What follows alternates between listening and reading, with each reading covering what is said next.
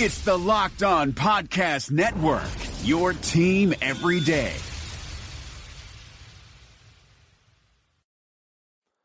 Hello and welcome to the 2018 Locked On Podcast Network NBA Mock Draft.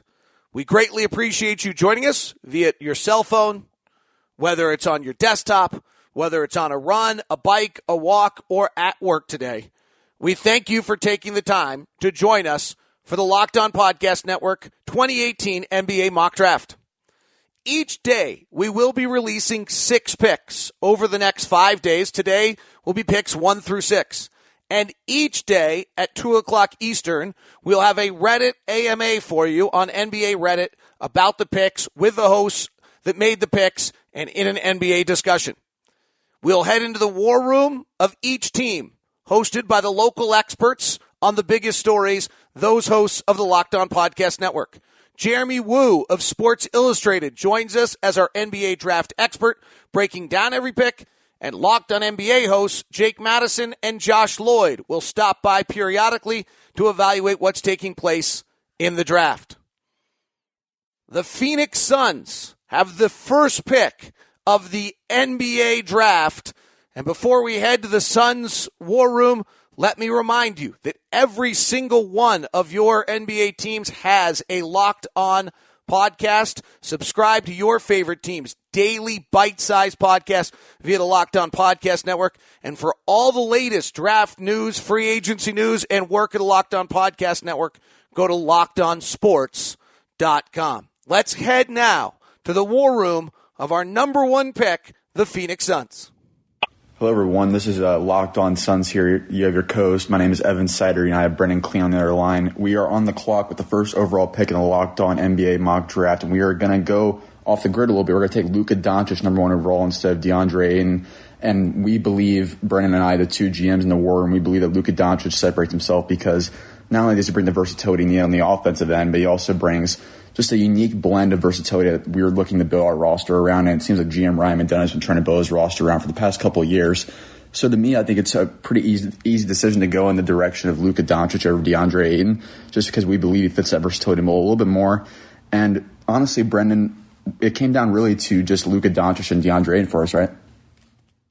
Yeah, pretty much did. And I think the thing I think about most to the last few days, kind of with the Suns bringing in all these big men, and those guys dominating the top 5 is, we don't know what the league will look like in a few years, but just the fact that Doncic is really the only wing available in the top 6-7 picks, that kind of is really important too. I think something that gets overlooked. So the Suns are able with this pick, taking Doncic like we're assuming they will. That might not be what they actually do, but they get that flexibility that you mentioned, which other teams in the top 5, 6, 7 won't be able to do with these other bigs kind of populating the rest of the top of the lottery.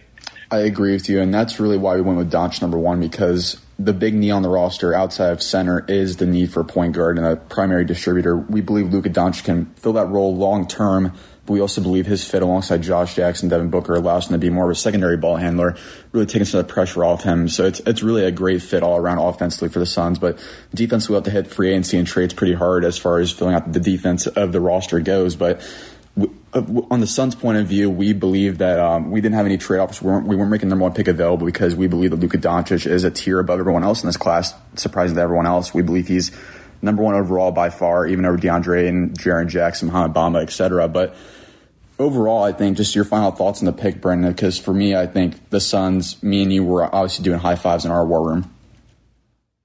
Yeah, I mean, that's, like I said, doesn't seem like it's what the Suns are going to end up doing.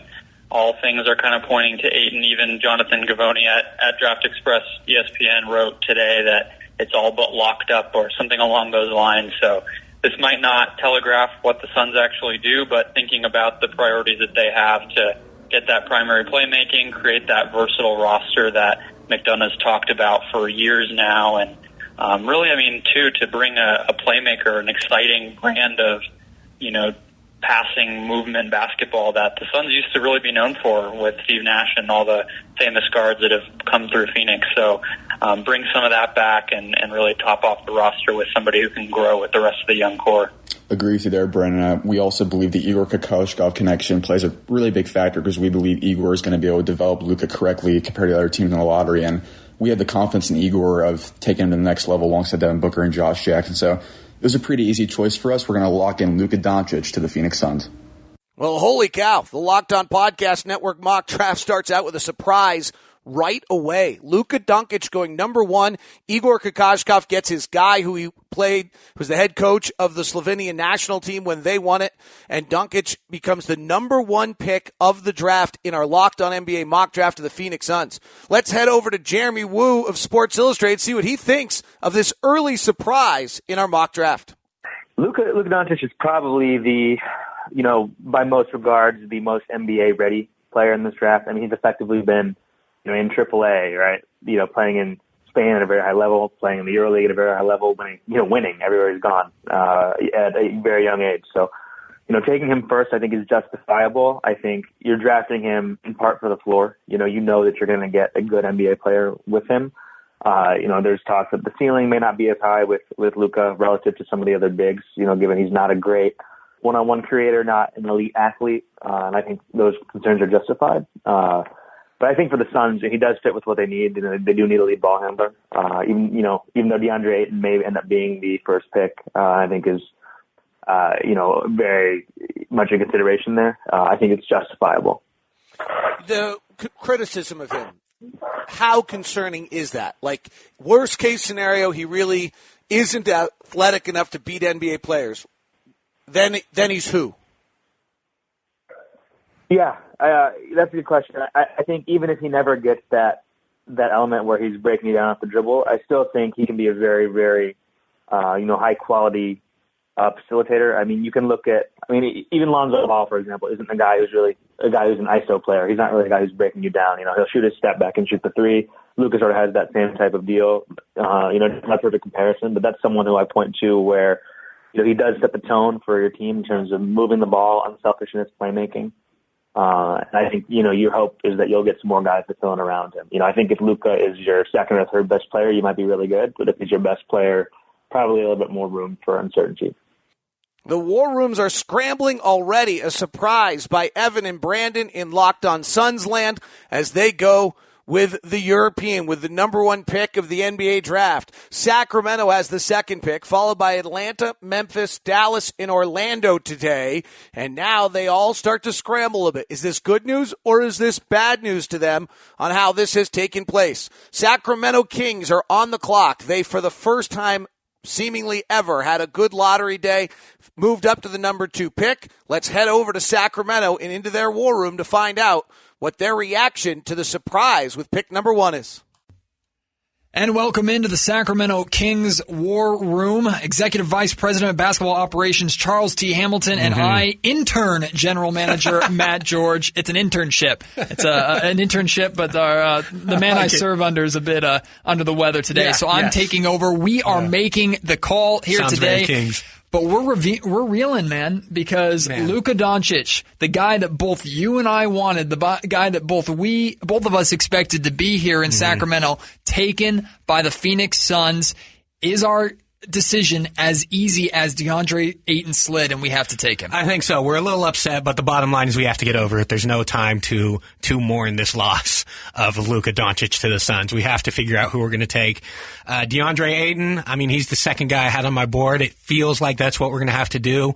We might take some trade calls, see if there's anything worth it, but honestly, I don't think there's going to be anything worth it at this point. It's got to be Ayton right now. See, and now I've been on the phone with multiple different general managers from around the league here, looking at spaces that if we were interested in Michael Porter Jr., which is a name that we have heard floated around us a lot. If we were to take him, I don't necessarily feel comfortable taking him at this spot number 2 overall. I couldn't find any deal to get done that made sense. Ultimately, we are in a power position here with the number 2 pick, and with this being as strong of a draft as we expect it to be, number 2 overall is extremely valuable. We already have a curveball thrown at us with Luka taken by Phoenix, and ultimately that hurts us the most foremost, in the area of our biggest need, Chuck, you and I both knew that the small forward position is one of the biggest holes on this roster. However, in taking DeAndre Ayton, if we decide to go that direction,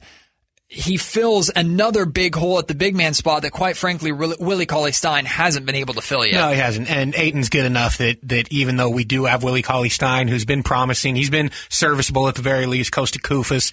We have centers, but Ayton's just too much of a talent to pass up. We can't say no and overdraft someone like Porter, who, and look, if there's a wizard doctor out there who can guarantee that his back's fine moving forward, I would fight. I'd be standing on the table for Porter Jr. right now. But the bottom line, it's not out there. So we're not going to be able to take him at this spot. Like we talked about with the trades, there's not something worth trading down for at this point. It's also a gamble. We've wanted one of these top picks for a long time. We've been in the lottery for 12 years. We finally won, in a sense, to get up to the number 2 pick. We just can't play around with it. We have to take the best guy available, and that's DeAndre Ayton. Unfortunately, as of right now, it doesn't feel like we're getting our dream scenario, which was bringing Luca Doncic in. Another scenario that I threw out there that I tried to get into conversation with the Orlando Magic, but they weren't having it, was the idea of taking their pick, giving them the number 2, and then also acquiring Aaron Gordon in a sign and trade deal.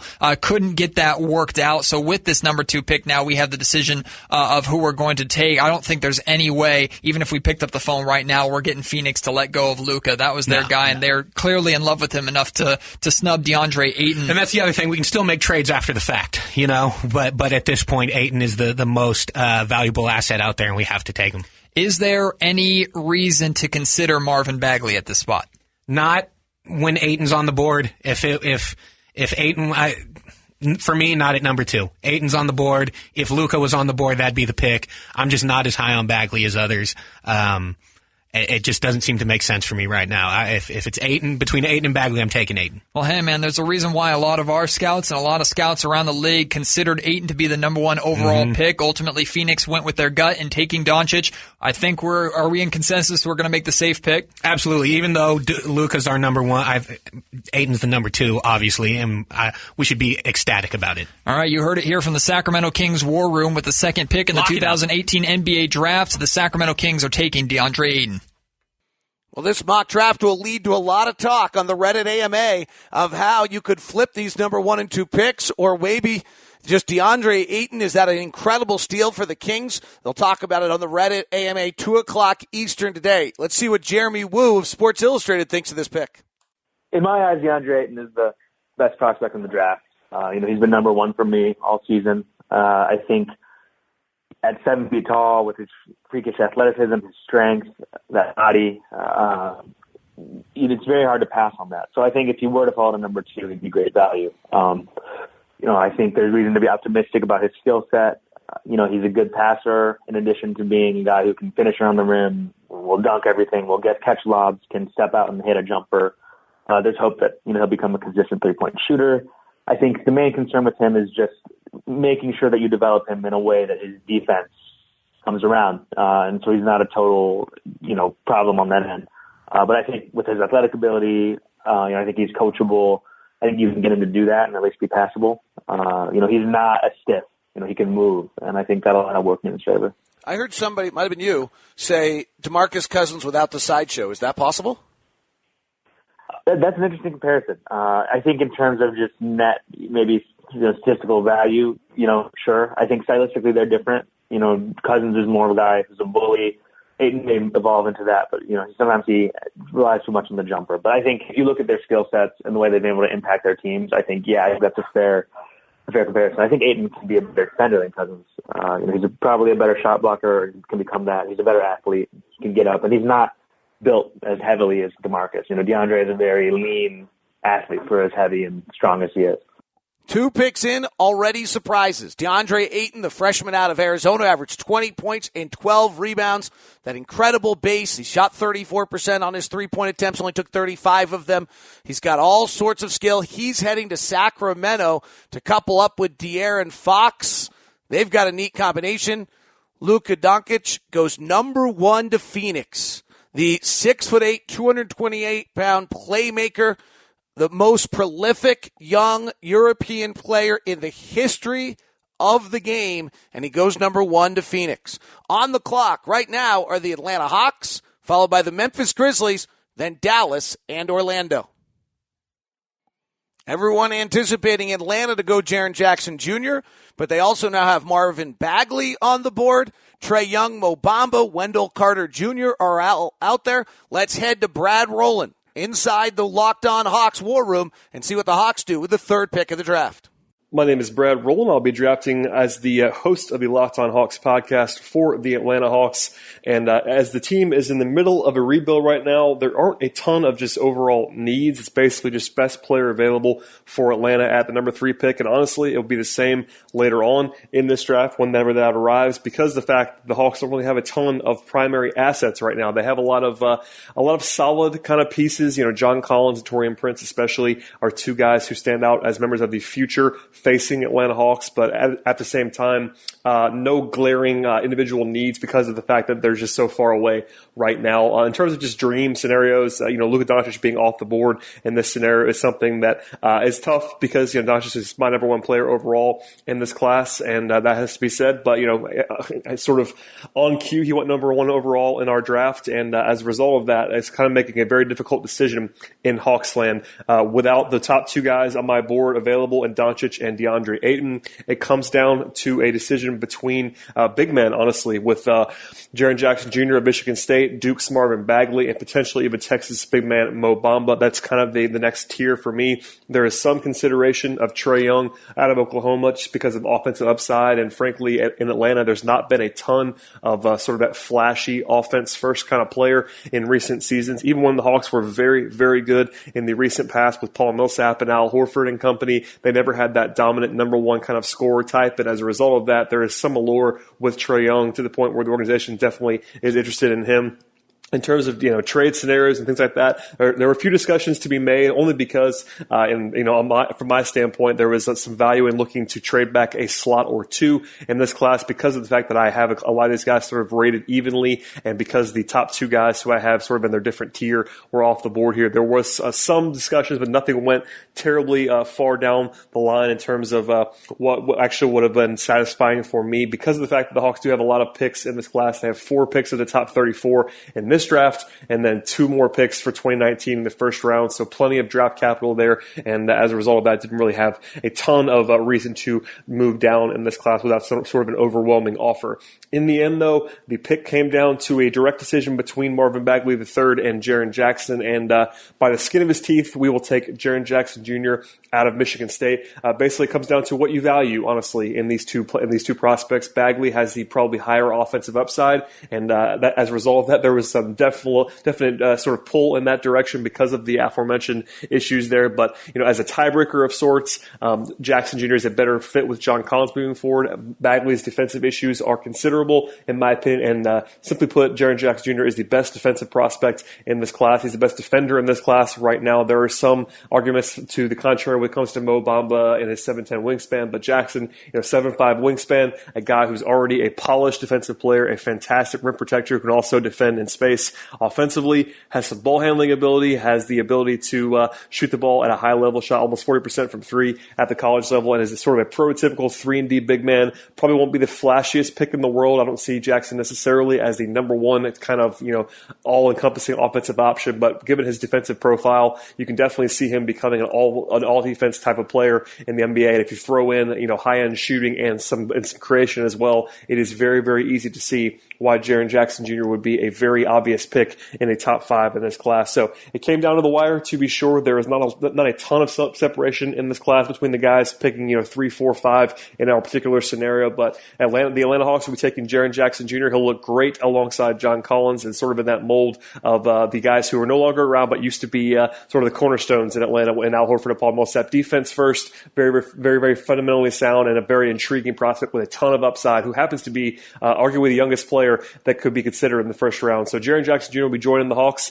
and will be back on the clock at number 19 overall. And even the Hawks will do it for a 3rd time on the same night when they pick 30th in this draft as well. Jaren Jackson Jr. out of Michigan State. People Some people think he's the best talent of the draft. 6'11", with a 7'5.5" wingspan, a 9'2" standing reach. At Michigan State, he averaged just 11 points and 6 rebounds a game. He took nearly 100 threes and hit almost 40%. Let's hear what Jeremy Woo says in his breakdown of Jaren Jackson. There's talk that Jaren Jackson could end up being, the second best, third best, maybe even the best player in this draft, and I think that's legitimate. If you look at his profile, being one of the youngest guys in the draft, not turning 19 until September. I mean, that's not, something you can undersell in terms of just development curve. In 3 seasons, he'll be 21, right? And right now, Jaren Jackson at 18 is nowhere near what he'll be. I think in terms of 2A potential, there's not a better, or at least it's not a more clear prospect at the top of the draft. He'll block shots. He can move. He can probably switch on to bigger wings. So he has the defensive versatility. He can hit an open three. I think his offensive game will sort of develop with time. I think it's just a matter of, fleshing out that skill set. But he's a very attractive blank slate in a lot of ways. And I think, there's some criticism about, why didn't he do more at Michigan State? But every player is different. And I think, again, we're drafting for the future. We're not drafting for what just happened. Do you have a player comp on him you think's most likely?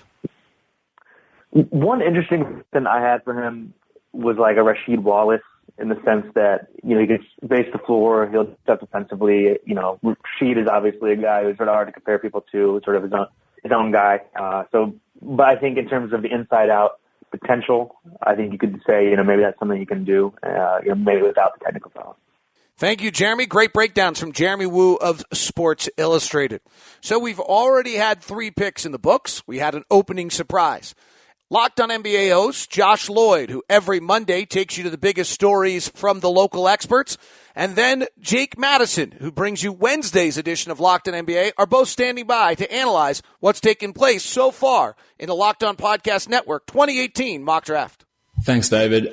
Jake, interesting first 3 picks here in the mock draft. Luca Doncic going at 1, DeAndre Ayton at 2, and then Jaren Jackson at 3. Personally, I'd have no issue with the way that that draft order played out. I would have taken Doncic at 1, but there are some players who are being rumored to go in that spot who have slipped. What did you think of the overall top 3 picks there? Yeah, you've got to like the decisions made here by our GMs of these teams. Doncic seems to fit with what the Suns want to do. He's on their timeline. He fits in the backcourt, can play off ball, and as well as be a creator. So I kind of like that overall. It sounds like maybe that's not what's going to happen in real life, but you can't really knock any of these first 3 picks and the decisions they made. Yeah, a guy like Jaren Jackson at 3, some people might think, that's a little bit high there, especially with guys like Marvin Bagley and Trae Young still on the ball. But with what Jackson can do defensively, his ability to shoot the 3 offensively as well, it sort of fits what we want a modern big man to do. He can pair well with John Collins as well. So I really like the way those selections have panned out, but it does open up the rest of the draft with some of these guys who are projected to go quite high. We're hearing talk of Bagley going at 2 or 3. We're hearing talk of Michael Porter jumping up that high, of Trae Young going in the top 3, and all those guys are still available here in our mock draft. So lots of stuff happening. In terms of when we're looking at the top 3 picks, though, Jake, these teams shouldn't really be looking in terms of fit. So you can say Sacramento picked Ayton, even though they've got Cauley Stein and Labissiere, but that shouldn't be something that's coming into their consideration. And our GMs aren't looking that way, which is great. No, you've got to go off talent. Yeah, there's like a glut of kind of 4s, 5s up at the top of the draft, but you need to get these revolutionary talents. That's what I'm thinking of right there. And Ayton's one of them. I think he would fit in the Suns too and what they're trying to do. But yeah, Scal and those other guys there in Sacramento, those are not going to step in the way from one of these guys stepping in and playing right away. Thank you very much, Jake. Thank you very much to Josh as well. We'll check in with them throughout the day on our Locked On NBA Podcast Network mock draft. Memphis, Dallas, and Orlando still on the clock for you. Let's head out with Memphis Grizzlies now on the clock. We are getting word of trade rumors beginning to float. Chicago at 7, evidently actively involved. We're hearing the Clippers, who have the 12th and the 13th picks, are looking to move one of those picks. We'll see if any of those things happen as the draft goes on. Utah is evidently in deep talks with Charlotte to try to move up and move higher on the board in the draft as well. So we'll keep an eye if any of those take place. But with Memphis on the clock right now with the 4th pick, let's head over to Peter Edmondson in the Memphis Grizzlies War Room. Hi, Peter Edmondson from Locked On Grizzlies here in Memphis. And I got to tell you, we are dismayed at the way this draft has gone thus far, with our really top three guys all going off the board in not quite that order, but roughly 1, 2, 3 order, with Luca Doncic, DeAndre Ayton, Jaren Jackson Jr. all off the board. So that's a blow to us here in Memphis. But the Grizzlies do have quite a few needs, and chief among them is talent, game-breaking talent, superstar talent. Of course, would be nice. That may or may not be possible with this pick, but that is certainly very important, and it continues to be an issue.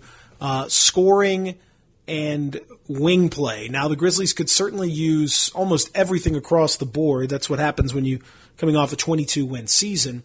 But we think that we've got some okay young bigs, and I think scoring is probably the situation that needs to be addressed. Most of all, in creation would be nice. Shot creation, play creation, that sort of thing. I think it would have been nice for us had Luka Doncic dropped, as seems to be the case in a lot of the mocks that were out there.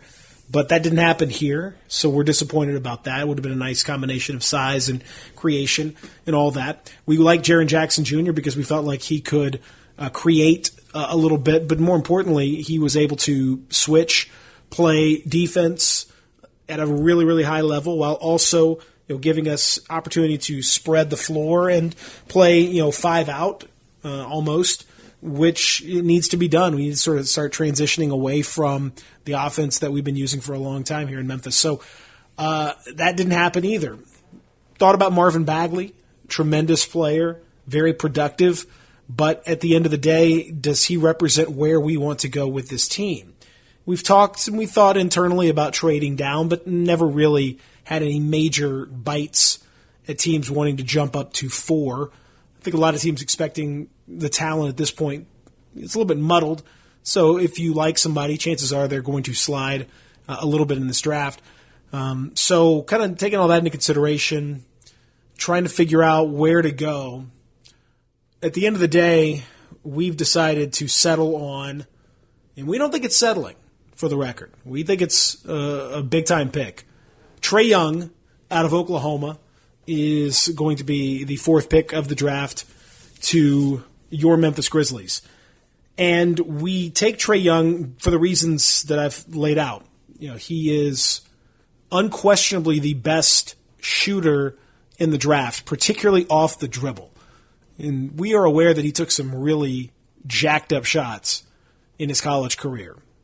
But we think a lot of that was situational. A lot of that was based on where he played, who he was playing with, the situations that he found himself in. And if you take some of those threes and you take the really bad ones out of the equation, the guy shot at a very high percentage. There's no question he's got the quickest release, not just in this draft, but in probably the last several drafts, going all the way back to Steph Curry, and his release will rival Steph's a lot of times. We'd like to see him get that release point a little bit higher, but we're very happy with the fact that he can get that shot off against anybody.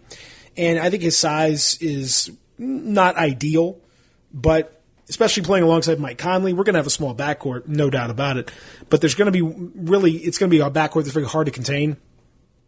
A lot of passing, a lot of shooting, a lot of dynamism, a lot of scoring, and a chance to kind of turn the page when Mike Conley's career starts to fade a little bit. So that gives us a little long-term planning. We're concerned about the defense, but we think in the modern NBA we can handle a guy that's 70-30 offense-defense. We're going to live with that because he's the best shooter, arguably the best passer, and he's already stronger. We love his workout. We love his work ethic in the offseason. We think he's going to be really good. So we're excited about this. This has superstar potential written all over it. It's kind of a boom or bust pick, but we like where we're at, and we've got some new assistant coaches that are going to be into player development. We want to see what happens when this guy gets properly developed. Trae Young, the newest Grizzly. I'm Peter Edmiston here from Memphis on Locked On Grizzlies. Well, this has really been fascinating. The Phoenix Suns, in the first pick of our Locked On Podcast Network mock draft, stunned the world taking Luka Doncic. Then we get Sacramento's war room and draft headquarters feeling as though they wish they had Doncic. Then Atlanta says the same thing, and Memphis says the same thing. So here we are, 4 picks into an NBA mock draft, and the surprising number 1 pick by Phoenix, and yet 2, 3, and 4 all, as Peter said, dismayed to not get the guy they wanted. Memphis gets Trae Young. Jeremy Wu gives us the breakdown on him. Trae Young is a guy who has sold teams on his talent. It's unlikely he falls out of the top 7 or 8 picks. He definitely has a lot of fans around the league. I think, the playmaking, the deep shooting, again, it's hard to not think about, the way that Steph Curry has sort of empowered Golden State to play that way. I think it's unfair to compare him, to Steph. Anytime it's a guy that good, it's unfair. But if you look at Young's skill set, I think the hope is that I can sort of build an offense around him in the same way, where you're spreading it out, you're running pick and roll, you're getting him, open looks, you're getting him in ISO situations, you're letting him use ball screens, and you're hoping that, his offensive contributions will outweigh whatever he gives up defensively. And how much of a concern is the defense? I think it's a very fair concern, and I think that's sort of how, some of this risk is built in. He's not a very big guy. And traditionally, the NBA now, it's like you see these bigger, stronger guards succeeding, but there's exceptions to every rule. And again, you can look at a guy like Steph Curry, and you can look at a guy like Steve Nash, even, who are not imposing players, but, their ability to really anchor an offense, totally, on some level has gotten rid of some of the defensive concerns. So now the concern there is, well, those guys are both hit the very high end of their potential. So I think you can see that there's risk, if Trae doesn't become, a real star. But I think it's a worthwhile gamble if you need an offensive spark.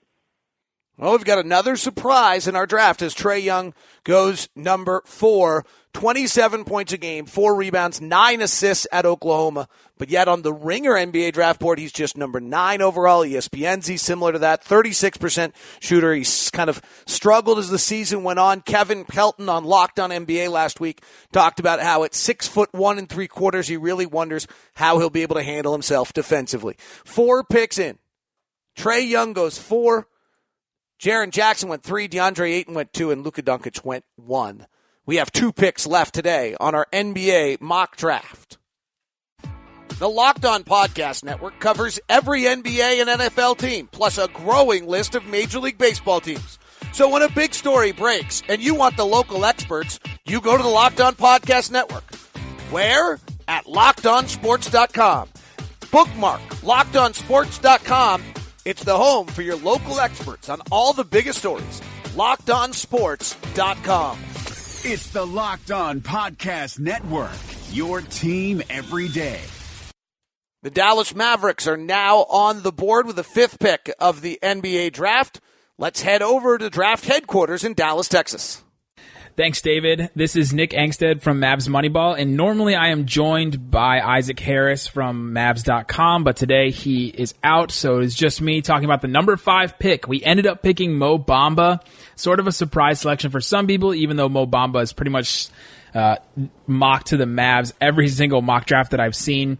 The draft above us was really interesting. It went pretty much chalk. Phoenix with Luca Doncic. It makes sense because of their new coach. DeAndre Ayton in Sacramento was just, he's the next guy up. Jaren Jackson to Atlanta has been pretty much mocked everywhere. And then Memphis taking Trae Young completely flabbergasted us. We did not expect that. And so when that happened, all of a sudden, Isaac and I, which we really enjoy this whole mock draft thing, we take it really seriously. We offer so many trades, and I'm going to talk about a couple of those trades that we tried to do and the one that we actually ended up doing later.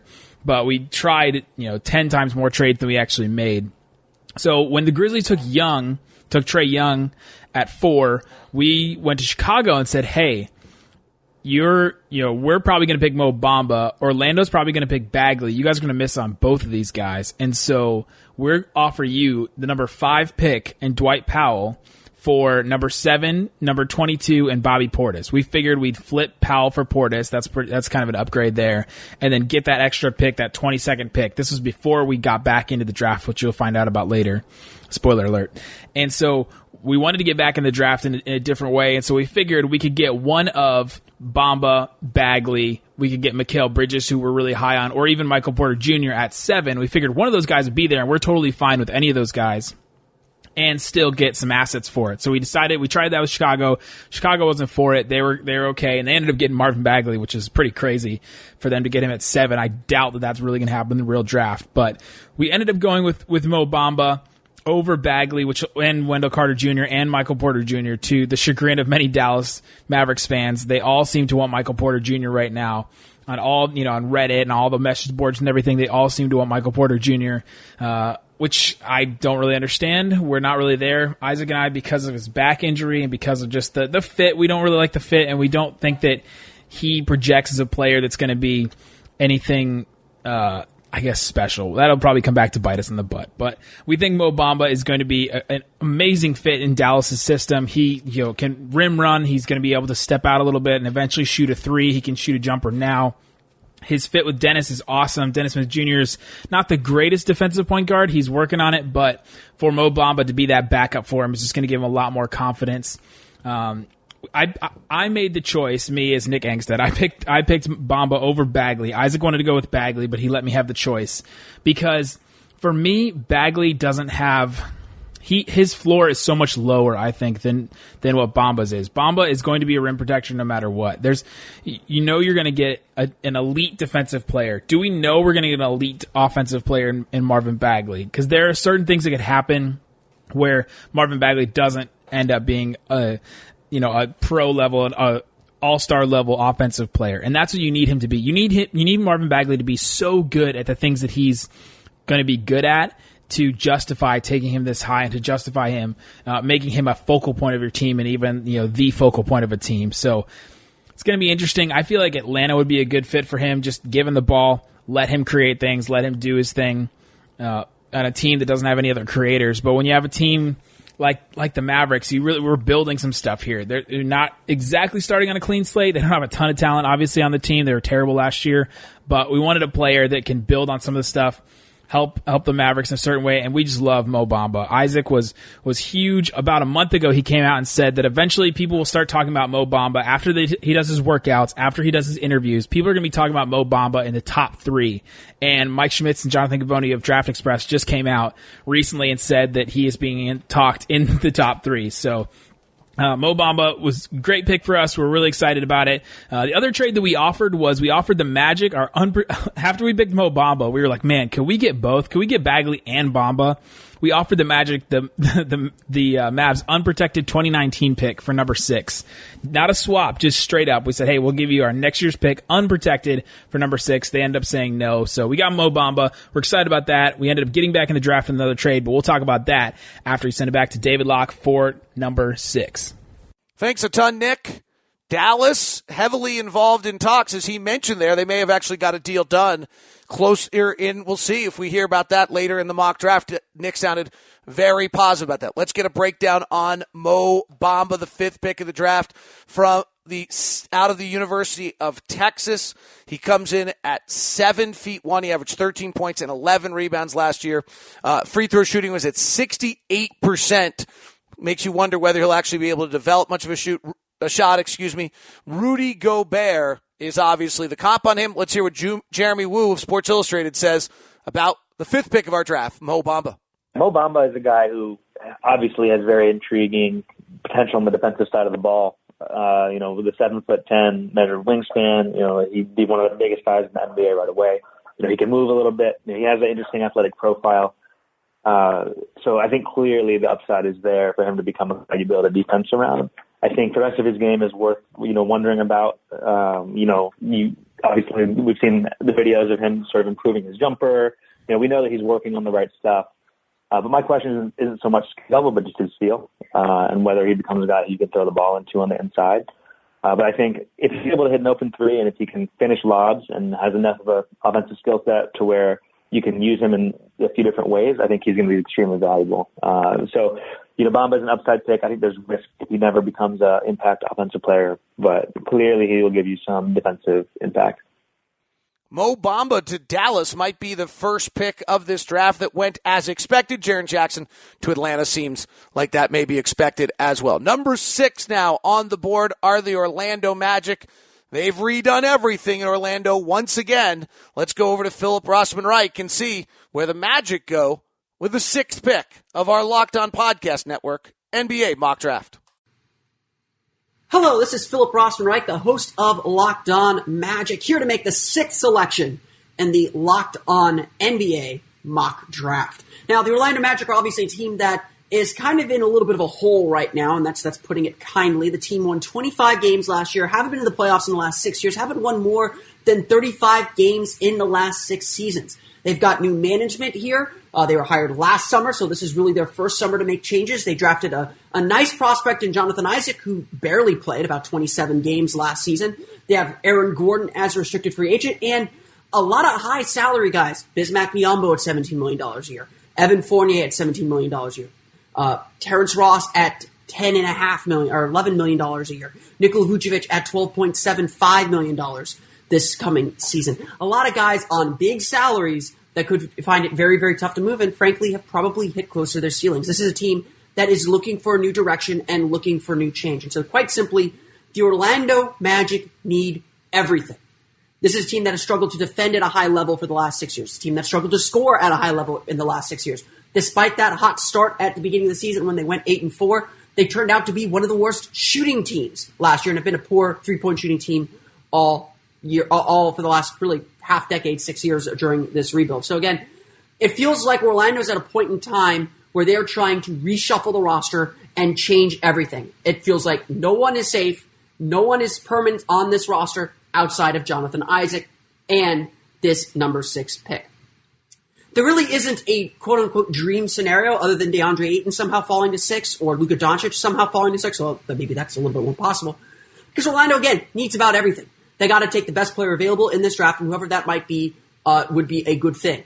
There's been a lot of mock drafts out there. I've done a few mock drafts where Mohamed Bamba fell to 6, where I had the choice between Mohamed Bamba and Trae Young, and honestly, I think that would be the most ideal decision for the Magic to make, to pick between the shot-blocking big man who can change your defensive identity and the sweet-scoring, sweet-shooting point guard that can change your offensive identity. Really, what Orlando wants to try and get is a player that will help set their foundation and change their identity in this draft. And that's why I've really targeted Mohamed Bamba and Trae Young in this draft as the 2 picks that the Magic would most like to have. There's obviously some other decisions to make too. The big one is Michael Porter Jr., one of the top high school prospects entering college last season.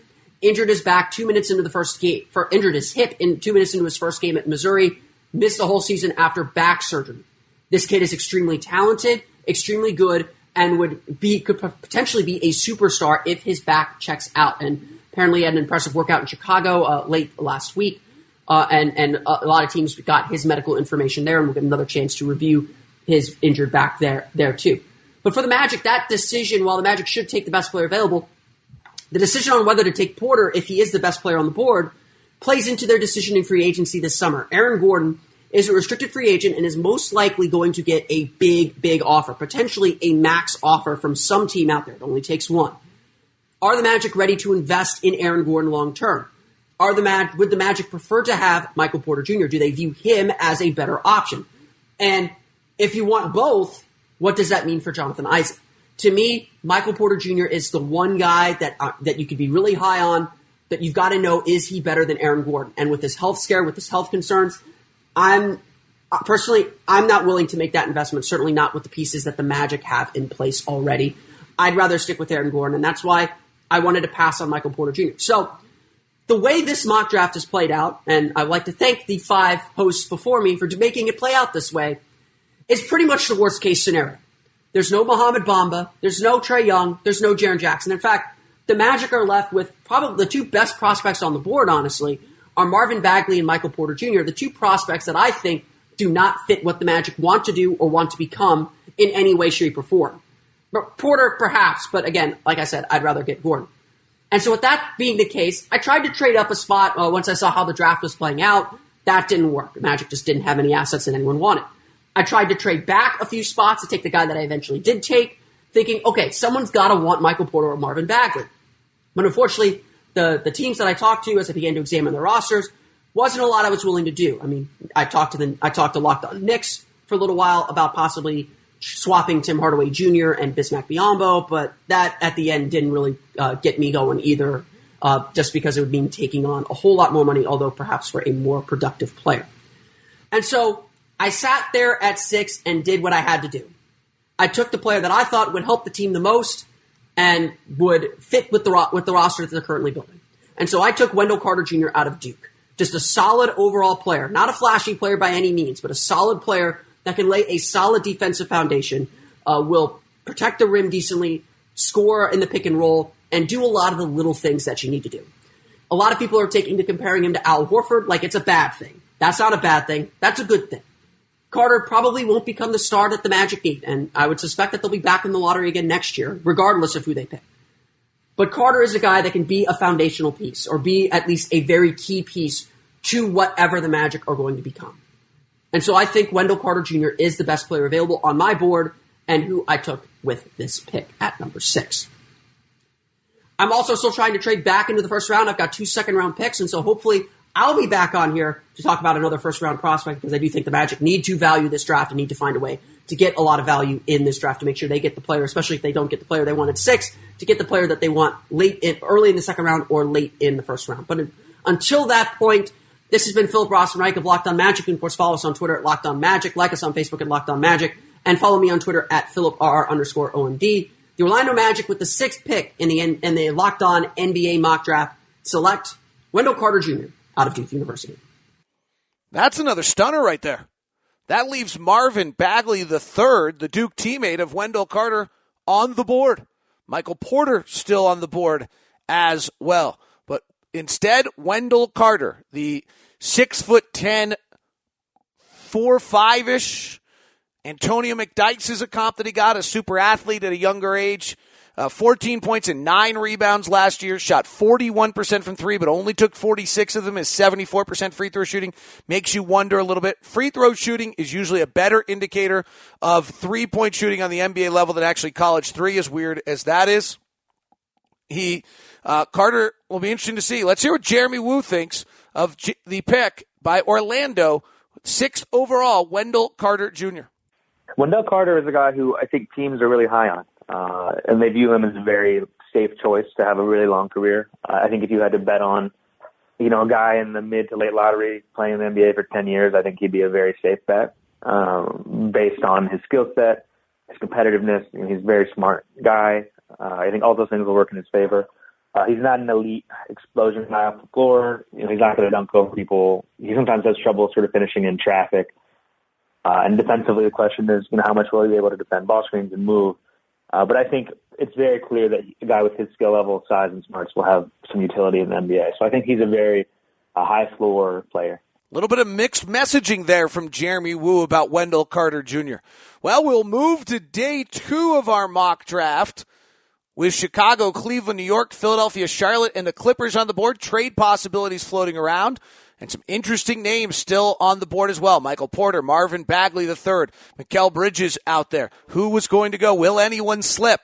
Before we get any of those details tomorrow, let's go back to Locked On NBA host Josh Lloyd and Jake Madison to hear what they think of the first day of the Locked On NBA mock draft.